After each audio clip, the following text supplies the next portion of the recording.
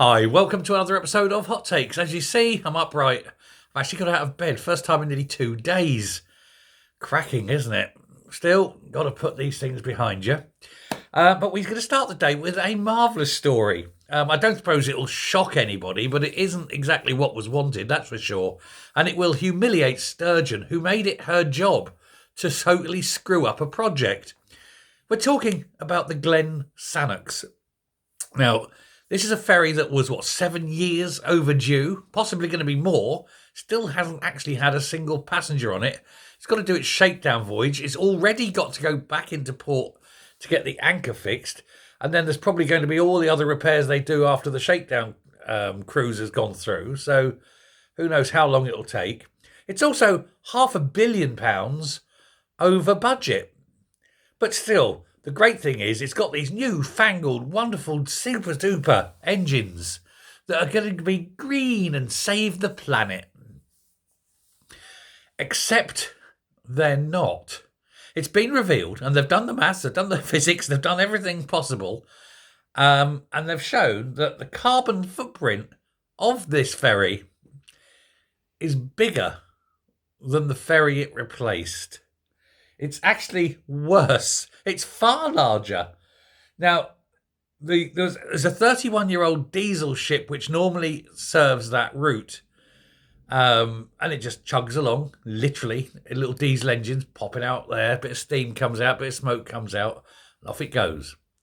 But because of the way the Glen Sannox works, it actually produces more CO2, a bigger carbon footprint, than the one it replaces, even though this was meant to be the green option.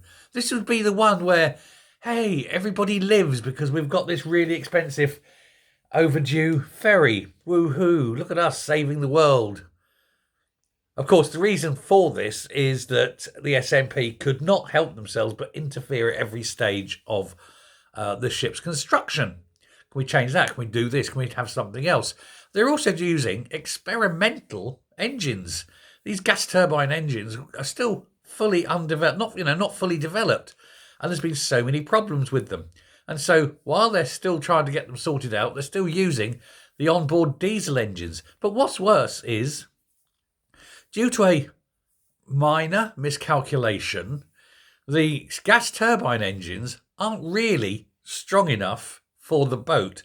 And so while they're going to run these gas turbine engines, and the gas puts out the CO2 and all, they're also going to have to burn the diesel engines with it in order to provide enough power and impetus to get up to ramming speed, as it were. Deary, deary me. And the emissions analysis by CalMac calculated the Glen Sannox will emit 10,391 equivalent tonnes of CO2 a year. The one it replaces only burnt 7,700 equivalent tonnes of CO2. That's like a 50% increase, isn't it? The geniuses. I mean, apart from making everything worse, costing £500 million more than it should, and being 7, probably 8 years overdue, you have to wonder whose heads will roll. And I've got a horrible feeling it'll be no one. They'll just put it down to experience, won't they? Wankers. Thanks a lot. Bye.